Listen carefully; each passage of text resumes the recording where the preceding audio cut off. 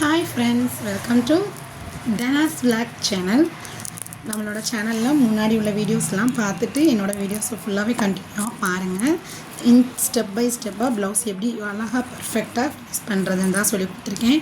இன்றைக்கி நம்ம பார்க்க போகிறது வந்து ப்ளவுஸோட சைடு பார்ட்டில் கையும் இதுவும் ஜாயின் பண்ணதுக்கப்புறம் எக்ஸ்ட்ரா உள்ள ஃபிட்டிங்கில் எப்படி ஒரு ஓவர்லாக் மிஸ்ஸுனே இல்லாமல் எவ்வளோ அழகாக ஜாயின் பண்ணலான்னு பார்க்கலாம் வாங்க. சைடு பார்ட்டை நான் எடுத்த மாதிரி எடுத்துக்கிட்டு மே பகுதி 2 பகுதியாக பிரிச்சுருக்கோம்ல, அதில் மே பார்ட்டை மட்டும் கட் பண்ணி எடுங்க. கட் பண்ணிட்டீங்கன்னா சிங்கிள் பார்ட்டு நமக்கு கிடச்சிடும். தையல்லாம் எக்ஸ்ட்ரா தையல்லாம் போட்டது போக, ஓகேங்களா? அதில் வந்து இதை முதல்ல ஒரு மடிப்பு, அடுத்த ஒரு மடிப்பு, 2 மடிப்பு மடித்து ஸ்டிச் பண்ணிடுங்க. இந்த மாதிரி பண்ணிங்க அப்படின்னா நீங்கள் உங்கள்கிட்ட ஓவர்லாக் மிஷின் இல்லையேன்ற ஃபீலிங்கே யாருக்குமே நீங்கள் கொடுக்க வேண்டிய அவசியமே இல்லை. ஓவர்லாக் போட்டால் தான் அந்த இடம் பிரிஞ்சு வராமல் இருக்கும் அப்படின்லாம் நிறைய பேர் சொல்லுவாங்கல்ல, கஸ்டமர்ஸ் கேட்பாங்க.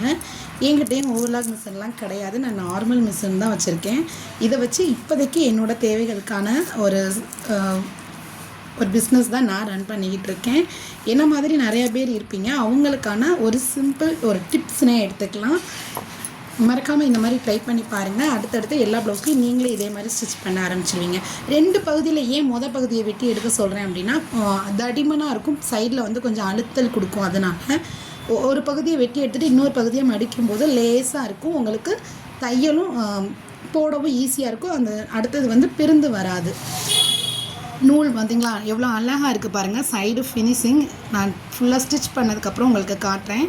ஃபுல்லாகவே பாருங்கள், ஓவர்லாக்கே தேவையில்லை. ஓவர்லாக் இல்லாமல் எவ்வளோ சிம்பிளாக நான் எவ்வளோ ஒரு மைல்டாக அதே துணியில் ஒரு மடி அடிச்சிங்கனாலே போதும். நூறுலாம் பிரிந்து இந்த மாதிரி வராது. ப்ளவுஸும் பர்ஃபெக்டாக மேட்சிங்காக இருக்கும். இதே மாதிரி நெக்ஸ்ட்டு சைடும் எப்படி பண்ணுறேன்னு பாருங்கள். நல்லா அந்த ஜாயினிங் எடுத்துக்கோங்க. எடுத்துகிட்டு அந்த ஜாயினிங்கில் வந்து அந்த 2 துணியாக பிரியுது இல்லையா, அந்த மேல் துணியை மட்டும் கட் பண்ணி எடுத்துருங்க. எடுத்துகிட்டு கீழ்ப்பகுதியை அப்படியே மடித்து அடிச்சிங்க அப்படின்னா சூப்பராக இருக்கும். சைடில் வந்து நிறைய பேர் வந்து குத்துற மாதிரியான ப்ளவுஸ்லாம் கொடுப்பாங்க, ஜருக ப்ளவுஸ். அதுக்கெலாம் கண்டிப்பாக நம்ம ஓவர்லாக் போடலையே அப்படின்ற ஒரு ஃபீலிங்ஸ் நம்மளே பர்ஃபெக்டாக கொடுத்த மாதிரி வந்து கேட்பாங்க. ஏன் உங்கள்கிட்ட ஓவர்லாக் இல்லையா அந்த மாதிரி கேட்பாங்க.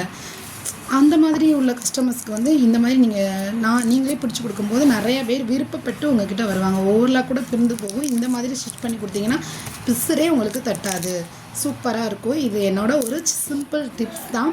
வேணுன்றவங்க ட்ரை பண்ணி பாருங்கள். என்னோடய டிப்ஸ் உங்களுக்கு பிடிச்சிருந்துச்சுன்னா மறக்காமல் ஒரு லைக் கொடுத்துருங்க.